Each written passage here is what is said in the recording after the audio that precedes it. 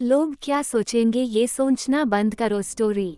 किसी ने बड़ी कमाल की बात कही है कि फर्क इससे नहीं पड़ता कि लोग आपको तोड़ना चाहते हैं, फर्क इससे पड़ता है कि आप क्या चाहते हैं। एक गांव में दो बच्चों की दोस्ती हो गई। एक बच्चा 8 साल का था और दूसरा 10 साल का। दोनों बच्चों की दोस्ती दिन प्रतिदिन मजबूत होती जा रही थी। दोनों साथ में स्कूल पढ़ने के लिए जाते थे, खेलने के लिए जाते थे। एक दिन दोनों बच्चे गेंद से खेल रहे थे और साथ खेलते खेलते गांव से दूर निकल गए और एक सुनसान इलाके में पहुंच गए। उस गांव से बाहर एक बहुत ही पुराना कुआं था जो कि सूख चुका था और उनकी गेंद उस पुराने कुएं में जाकर गिर गई। अब जो 10 साल का बच्चा था वो बोला कि रुको, मैं गेंद निकालता हूँ, और इसी हड़बड़ाहट और जल्दीबाजी में वह कुएं में गिर गया। गेंद तो निकली नहीं बल्कि वह बच्चा भी कुएं में चला गया।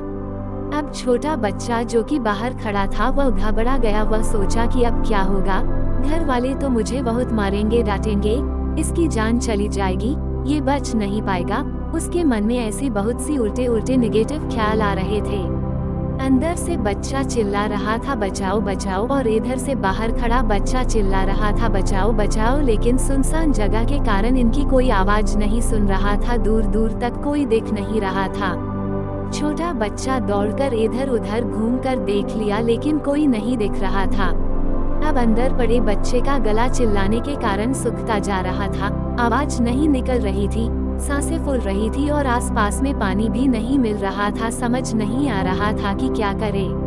तभी उसको दूर झाड़ी के पास एक रस्सी और बाल्टी दिखाई दी। वह बच्चा दौड़ कर गया और लेकर के आ गया। उसने रस्सी से वह बाल्टी बांधी और रस्सी नीचे कुएं में फेंक दी और उस 10 साल के लड़के से कहने लगा कि आ जाओ ऊपर, मैं तुम्हें खींचता हूँ। अंदर पड़ा लड़का कहने लगा कि पागल तो नहीं हो गए हो, तुम भी गिर जाओगे, तुम मुझे नहीं खींच सकते, ये नहीं हो सकता।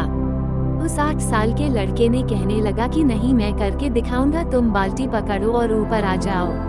उस 8 साल के बच्चे ने अपनी पूरी जान लगा दी। उसका गला सूख चुका है, प्यास लग रही है, हालत खराब है, लेकिन उसके बावजूद उसने उस रस्सी को अपने पूरे दम से खींचा और उस 10 साल के लड़के को बाहर निकाल दिया।